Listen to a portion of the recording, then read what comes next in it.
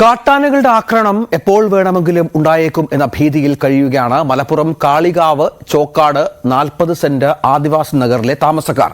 ചോക്കാടൻ മലവാരത്തിൽ നിന്നും കൂട്ടത്തോടെ ഇറങ്ങിയ ആനകൾ ആദിവാസികളുടെ വീട്ടുമുറ്റത്ത് വരെ നാശനഷ്ടങ്ങൾ വരുത്തുകയാണ്.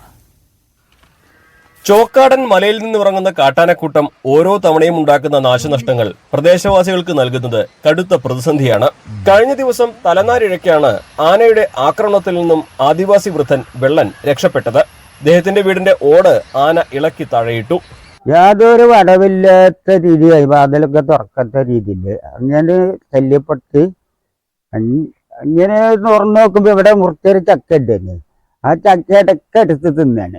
പിന്നെ തുറക്കാനൊരു വിടവ് കിട്ടില്ല. ഇങ്ങനെ ആകുമ്പോ ഞങ്ങൾക്കൊരു ശല്യമായിട്ട് തീരാണിത്.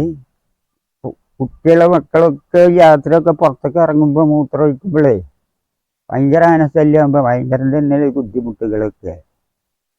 അപ്പൊ ഞങ്ങൾ എന്തിപ്പോ ചെയ്യേണ്ടതെന്ന് വെച്ചിട്ട് ഇങ്ങനെ നിൽക്കുക, കാട് മുക്കാവും ചെയ്യുക. യാതൊരു മതിലിൽ കെട്ടിട്ട് ഒരു വടവില്ല, പുറത്തേരെ കൊണ്ട് ഇടത്ത് വെച്ചിട്ടും കാര്യമില്ല.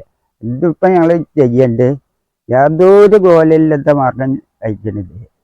പ്രദേശത്തെ വാഴകൾ ഉൾപ്പെടെയുള്ള കൃഷി ഇനങ്ങളൊക്കെ കാട്ടാനകൾ പാടെ നശിപ്പിച്ചിരിക്കുന്നു. കാട്ടാന ശല്യത്തിൽ നിന്ന് രക്ഷപ്പെടുവാൻ ആനമതിലും വൈദ്യുതി വേലിയൊക്കെ ഇവിടെ സ്ഥാപിച്ചിട്ടുണ്ട്.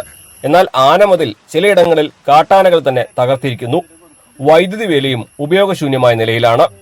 കാട്ടാനകളുടെ ആക്രമണം ആദിവാസികളുടെ ജീവന് തന്നെ ഭീഷണിയായി മാറുകയാണ് ഇവിടെ. ഇവരുടെ വീടുകൾക്ക് സമീപത്തെ വൈദ്യുതി ലൈറ്റുകളിൽ ഒന്നുപോലും പ്രകാശിക്കുന്നില്ല. പ്രദേശത്ത് പലയിടങ്ങളിലായി ഹൈമാസ് ലൈറ്റുകൾ സ്ഥാപിക്കണമെന്നും ആനമതിൽ ഉൾപ്പെടെയുള്ള സുരക്ഷാ സംവിധാനങ്ങൾ കാര്യക്ഷമമാക്കണമെന്നും നാട്ടുകാർ ആവശ്യപ്പെടുന്നു.